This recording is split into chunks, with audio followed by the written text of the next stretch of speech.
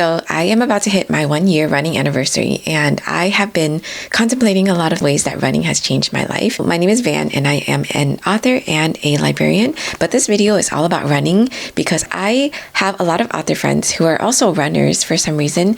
There's something about running that really correlates to writing. I think in a way because running is very painful in the same way that writing is very painful, and yet those of us who really enjoy it. And I was reading on a Reddit thread about how all runners are sort of masochists, and because writing is also kind of a masochistic activity, I wanted to talk about some of the ways that running has sort of impacted my life as well as my writing. By the way, my books include Girl Giant and the Monkey King and Girl Giant and the Jade War, which are books heavily influenced by Vietnamese mythology. I also have 2 adult books out called Monstrous Mrs. Mai, which is about 4 young women who accidentally become witches in order to pay rent in 1959 Los Angeles. The other one is called Silver and Smoke, which is about 2 Vietnamese actresses trying to make it big in Hollywood in 1936. They make a deal with the ghost of a famous dead star in order to accomplish their dreams. Nothing works out the way that you think when you're dealing with dark magic. So a bit of my background on running. I used to be a runner back in college. I used to train for races all the time, but this was back in my 20s, and I took kind of a really long break because I was experiencing a lot of over injuries and pains, especially in my knees and my back. But then I had an author friend who was really into running, and the way she talked about it made me really miss running again, and I decided to get back into it. Of course, like anyone else, I didn't just charge back into a running routine. There were some things I had to figure out, which was how to fit it into my schedule, and things like good shoes and also a really good sports bra for me. And I was able to find a schedule that really works with me. In fact, fitting it into my schedule is probably still the hardest part about running. It's not even the running itself, it's just finding a time that fits. I don't have a lot of control over my hours, and so finding a time to fit running into my day is still kind of a challenge, and it depends on whether I've eaten too much, whether the sun is beating down on me, because my motivation directly correlates to how hot I am. But it's possible. As somebody who works a full-time job and is a mom and also writes books, you just have to find a way to make it work. And honestly, you just also need to want it to work hard enough in order to make it work, because you can do anything that you want as long as you want it hard enough, in my opinion. When I first got started, I was already a walker. I would walk almost every day for about 45 minutes to an hour. So maybe start out walking first and then speed up your walks once you get into a habit of it. When I finally added in some running, I would start out with a walk/run. I don't listen to anything when I go out on my walks or runs. I just kind of count my breaths. I know that sounds like really psychotic, but it's a great way for me to clear my head, especially when I've had a very emotionally draining day. My job is very creative and requires a lot of emotional investment, especially if I'm writing. So sometimes when I go on a walk, the last thing I want to do is feel things, which sounds a little ridiculous, but if you are introverted and you just get overwhelmed and burnt out throughout the day, a walk where you just clear your mind and not listen to anything is actually the best thing you can do for yourself. When I first started running, I would do this series of intervals where I jogged for about 100 breaths, and then I would allow myself to walk for 100 breaths. And then over time, I would increase the number of breath counts when I was jogging, while still maintaining the 100 breath counts for walking, if that makes sense. So I would jog for 100 breaths, walk for 100 breaths, and then jog again for 100 breaths. And then eventually over time, I was able to increase the jogging breaths to 200 and then 300.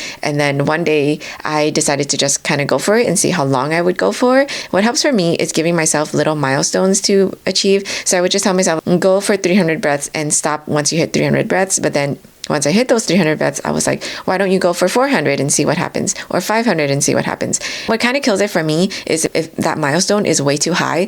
Like if I started out with go for 1,000 breaths, I would immediately be like, no, I can't do that. I'm going to stop right now, instead of even hitting the 300 breaths first. Starting small for me is very instrumental in order to achieve a bigger goal. And I think that works with everything, even with writing or in anything in life that you're trying to achieve. Start out with a small goal and then just keep adding to that goal until you hit your really big goal. And in a way, it kind of tricks my brain into thinking that I'm not really going after this huge thing that I need to accomplish. It makes it more manageable for me in some way. And this is something that I've been trying to incorporate into my life in little areas where I start to feel very overwhelmed, to just remind myself that literally with anything, I start small, and I'm much more motivated when I give myself little milestones to increase my output. And it's something that I kind of forget whenever I set out on some goal. It's almost like I expect to be able to be amazing at something right away. And I have to remind myself that like everything starts out small. And in order to achieve bigger goals, you must first achieve medium-sized goals. In order to achieve medium-sized goals, you must first achieve small-sized goals. I know that's something so simple to learn about, but learning how to run really nailed that in for me and reminded me of the fact that you're supposed to start out small and you can't just break into a marathon when you first start out with something. Once I started being able to run without stopping, I incorporated little rules for myself that also kind of apply to real life, and I wanted to talk about those. My first rule of running is that I'm never allowed to make a decision on a hill. If I'm going up, if I'm at the top, if I'm running down a hill, I'm not allowed to make any decisions, which includes stopping, walking, or just ending the entire run. There's something about being on a hill that changes my ability to make rational decisions, because once I'm done with the hill, I level out and then I feel better again. If I had allowed myself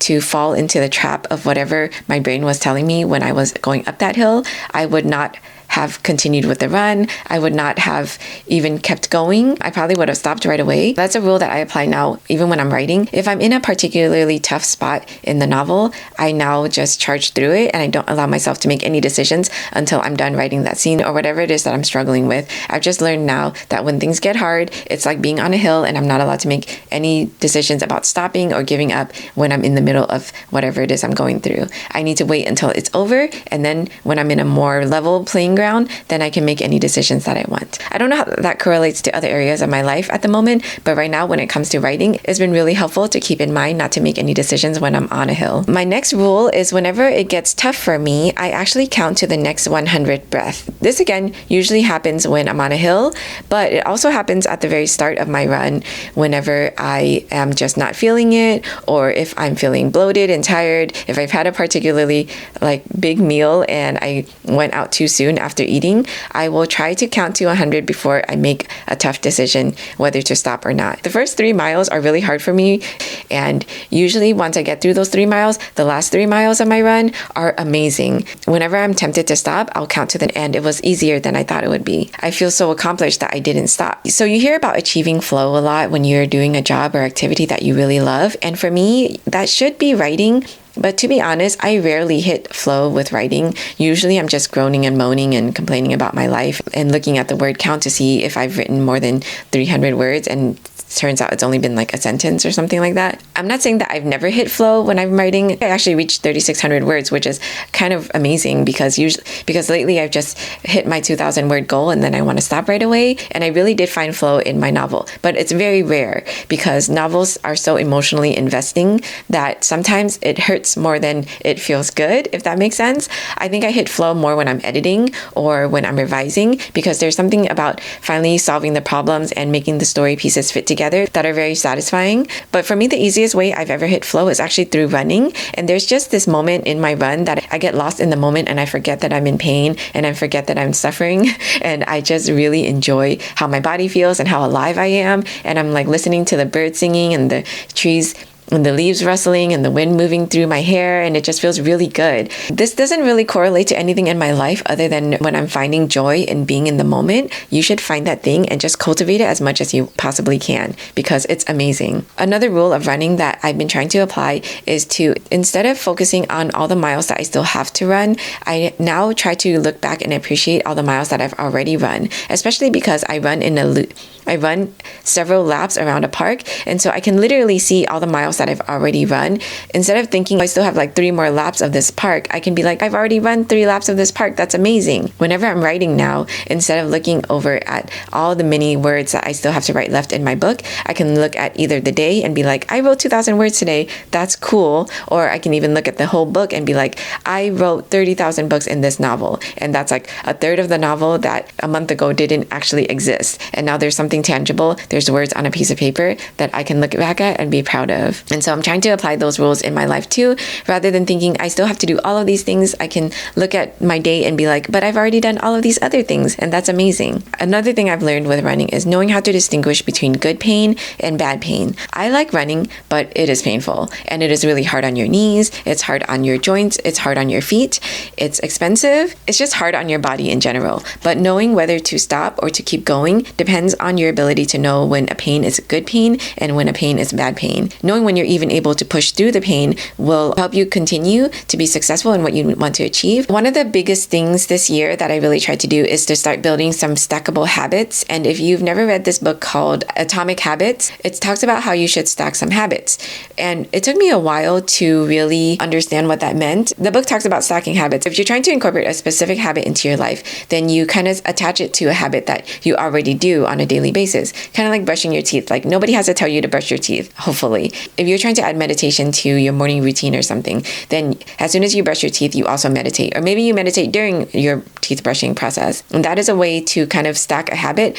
And that's great, but for some reason didn't work for me. What finally worked for me, honestly, is this thing called the 75 Hard Challenge. And I didn't actually set out to do the 75 Hard Challenge. I set out to do a 75 Soft Challenge, but basically it's just a series of things that you do every day. And the original challenge included things like a 45-minute workout, drinking a gallon of water every day, taking a progress photo, that sort of thing. I didn't do those things exactly, but I would give myself credit whenever I hit all 4 of the things on my list that I did every day. I kept track of it on my notes app, and every day I would give myself a cute little emoji for completing all 4 things in the task. For some reason, this unlocked this habit building ability in my brain. And now that I incorporate running into my life, I don't give myself credit for the day until I hit all 4 of these targets.